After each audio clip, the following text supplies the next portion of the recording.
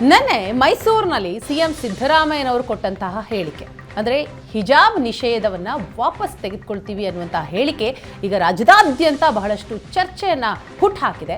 ಈಗ ಹಿಂದಿನ ಸರ್ಕಾರ ನಮ್ಮ ಹಕ್ಕನ್ನು ಕಸಿದುಕೊಂಡಿತ್ತು, ಸಿದ್ದರಾಮಯ್ಯ ಈಗ ನಮ್ಮ ಹಕ್ಕನ್ನು ವಾಪಸ್ ಕೊಡಿಸಿದ್ದಾರೆ ಅಂತ ಏಷ್ಯಾನೆಟ್ ಸುವರ್ಣ ನ್ಯೂಸ್ಗೆ ಹುಸೇನ್ ಕೋಡಿ ಬೆಂಗ್ರೆ ಹೇಳಿಕೆಯನ್ನು ಕೊಟ್ಟಿದ್ದಾರೆ.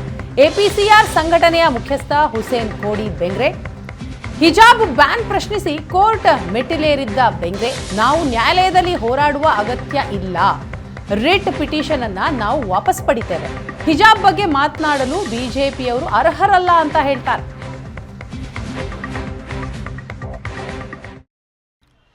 ಸಿದ್ದರಾಮಯ್ಯನವರ ಹೇಳಿಕೆ ಒಂದು ಹೊಸ ಸಂಚಲನವನ್ನೇ ಉಂಟು ಮಾಡಿದೆ ಅಂತೇಳಿ ಹೇಳ್ಬೋದು. ಸುಪ್ರೀಂ ಕೋರ್ಟ್ನಲ್ಲಿ ಏನು ಅರ್ಜಿಯ ವಿಚಾರಣೆಗೆ ಅಂತೇಳಿ ಹೋಗಿದೆ, ಸೊ ಆ ಅರ್ಜಿಯ ಮಹತ್ವ ಕಳ್ಕೊಳ್ಳುತ್ತೆ ಮುಂದಿನ ದಿನಗಳಲ್ಲಿ ಅನ್ನೋದು ಈ ಚರ್ಚೆ ಆಗ್ತಾ ಇರುವಂಥ. ಸೊ ಈ ಒಟ್ಟು ಪ್ರಕ್ರಿಯೆಯಲ್ಲಿ ಸದ್ಯ ಸುಪ್ರೀಂ ಕೋರ್ಟ್ ಮೆಟ್ಟಿಲೇರಿರುವಂಥ ಎಪಿಸಿಆರ್ ಸಂಘಟನೆಯ ಪ್ರಮುಖರು ನ್ಯಾಯವಾದಿಗಳು ಅಂತ ಹುಸೇನ್ ಕೋಡಿ ಬೆಂಗ್ರೆ ಅವರು ನಮ್ಮ ಜೊತೆಗಿದ್ದಾರೆ.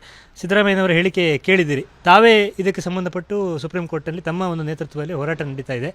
ಮೊದಲ ಪ್ರತಿಕ್ರಿಯೆ ಏನು ನಿಮ್ಮದು ಈ ಬಗ್ಗೆ? ಪ್ರಥಮವಾಗಿ ನಾವು ಈ ಒಂದು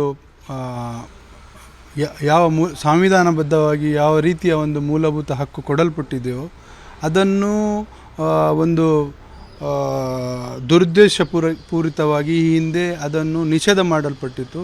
ಆ ಒಂದು ಸಾಂವಿಧಾನಿಕ ಹಕ್ಕನ್ನು ಪುನಃ ಸ್ಥಾಪನೆ ಮಾಡುವಲ್ಲಿ ಸಿದ್ದರಾಮಯ್ಯ ಅವರು ಒಂದು ಬಹಳ ಮಹತ್ವಪೂರ್ಣವಾದಂಥ ಹೆಜ್ಜೆ ಇಟ್ಟಿದ್ದಾರೆ. ಇದನ್ನು ನಾವು ಸ್ವಾಗತಿಸ್ತೇವೆ. ಈಗ ಏನಾಗುತ್ತೆ, ಈಗ ಏನು ವಿಚಾರಣೆ ಯಾವ ಹಂತದಲ್ಲಿ, ಅಂದರೆ ಈಗ ಸಾಂವಿಧಾನಿಕ ಪೀಠ ರಚನೆಗೆ ಸುಪ್ರೀಂ ಕೋರ್ಟ್ ಸೂಚನೆ ಕೊಟ್ಟಿತ್ತು, ಆಮೇಲಿನ ಬೆಳವಣಿಗೆಗಳೇನು ಮತ್ತು ಈ ಆದೇಶ, ಈಗ ಇದು ಒಂದು ಆದೇಶವಾಗಿ ಬಂದ ನಂತರದ ಬೆಳವಣಿಗೆಗಳು ಏನಾಗ್ಬೋದು? ಈಗ ನಮಗೆ ಏನಂತ ಹೇಳಿದರೆ, ನಮ್ಮ ಈ ಹುಡುಗಿಯರು ಶಾಲೆಗೆ ಹೋಗುವಂಥ ಸಂದರ್ಭದಲ್ಲಿ ಅವರು ಶಿರವಸ್ತ್ರ ಧರಿಸಿ ಅವ್ರು ಕೂತ್ಕೊಳ್ತಾರೆ ಎನ್ನುವಂಥ ಒಂದು ಡಿಮಾಂಡ್ ಮಾಡಿದರು.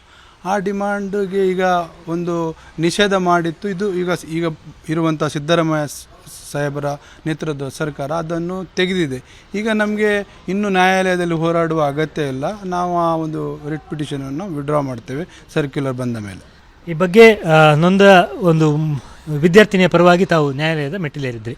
ಸೊ ಈಗ ತಮ್ಮ ಅರ್ಜಿ ವಾಪಸ್ ತಗೊಳ್ತೀರಾ? ಆ ಬಗ್ಗೆ ಏನು ಬೆಳವಣಿಗೆಗಳು, ಕಾನೂನು ಪ್ರಕ್ರಿಯೆಗಳೇನು ಮುಂದೆ? ಈಗ ಮುಂದಿನ ಆದೇಶದೊಂದಿಗೆ ಸರ್ಕ್ಯುಲರ್ ಶಾಲೆಗೆ ತಲುಪಿದಾಗ ಅಥವಾ ಎಲ್ಲ ಕಾಲೇಜುಗಳಿಗೆ ತಲುಪಿದ ನಂತರ ನಮ್ಮ ಏನು ರಿಟ್ ಪಿಟಿಷನ್ ಅರ್ಜಿ ಏನುಂಟು ಸುಪ್ರೀಂ ಕೋರ್ಟಲ್ಲಿ ಅದನ್ನು ನಾವು ಹಿಂದೆ ತೆಗೆಯುತ್ತೇವೆ. ಹಿಂದಿನ ಬಿಜೆಪಿ ಸರ್ಕಾರ ಈ ಒಂದು ಆದೇಶ ಮಾಡಿದ್ದರಿಂದ ಆದ ಪರಿಣಾಮಗಳೇನು ಮುಸ್ಲಿಂ ವಿದ್ಯಾರ್ಥಿಗಳ ಎಜುಕೇಷನ್ಗೆ?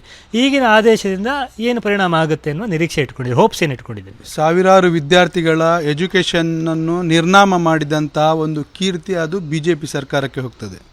ಅದೇ ರೀತಿಯಾಗಿ ಈಗ ಸಿದ್ದರಾಮಯ್ಯ ಸರ್ ಅವರ ಒಂದು ನೇತೃತ್ವದಲ್ಲಿ ಏನು ಹಿಜಾಬ್ ಬ್ಯಾನ್ ಎನ್ನುವಂಥದ್ದು ಹಿಂಪಡೆದಿದ್ದಾರೆ, ಅವರು ಶಿರವಸ್ತ್ರ ಹಾಕ್ಬೋದು ಹೇಳುವಂಥ ಪರ್ಮಿಷನ್ ಕೊಟ್ಟಿದ್ದಾರೆ. ಇದು ಈ ಕರ್ನಾಟಕ ರಾಜ್ಯದ ಇಡೀ ಲಕ್ಷಾಂತರ ವಿದ್ಯಾರ್ಥಿಗಳಿಗೆ ಶಿಕ್ಷಣವನ್ನು ಮುಂದುವರಿಸಲು ಉನ್ನತ ಸ್ಥಾನವನ್ನು ಗಳಿಸಲು ಒಂದು ಪ್ರೇರಕ ಮತ್ತು ಪ್ರೋತ್ಸಾಹವಾಗಿದೆ. ಅವರಿಗೆ ಧನ್ಯವಾದವನ್ನು ನಾವು ಅರ್ಪಿಸ್ತೇವೆ. ಸಿದ್ದರಾಮಯ್ಯನವರದ್ದು ಹೇಳಿಕೆಯಾಗಿ ಉಳಿತದ? ಆದಷ್ಟು ಯಾವಾಗ ಆದೇಶ ಬರುವ ನಿರೀಕ್ಷೆ ಇದೆ? ಅದು ಈಗ ಅವರ ಆದೇಶದೊಂದಿಗೆ ಸರ್ಕ್ಯುಲರ್ಗಳು ಶಾಲೆಗೆ ತಲುಪುತ್ತಲೇ ಅದು ನಮಗೆ ಪ್ರಾಕ್ಟಿಕಲ್, ಅದು ಒಂದು ಆಗ್ಬೋದು, 1 ವಾರ 2 ವಾರದಲ್ಲಿ ಆಗ್ಬೋದು. ಅದಕ್ಕೆ ನಮ್ಮ ಒಂದು ಆಶಯ ಇದೆ, ಬೇಗ ಆಗ್ಬೋದು ಹೇಳಿ. ಇದು ಹುಸೇನ್ ಕೋಡಿ ಬೆಂಗ್ರೆ ಅವರ ಮಾತು. ಉಡುಪಿಯಿಂದ ಕ್ಯಾಮ್ರಾಮನ್ ಹರೀಶ್ ಜೊತೆಗೆ ಶಶಿಧರ್ ಮಾಸ್ತಿಬೈಲು, ಏಷ್ಯಾನೆಟ್ ಸುವರ್ಣ ನ್ಯೂಸ್.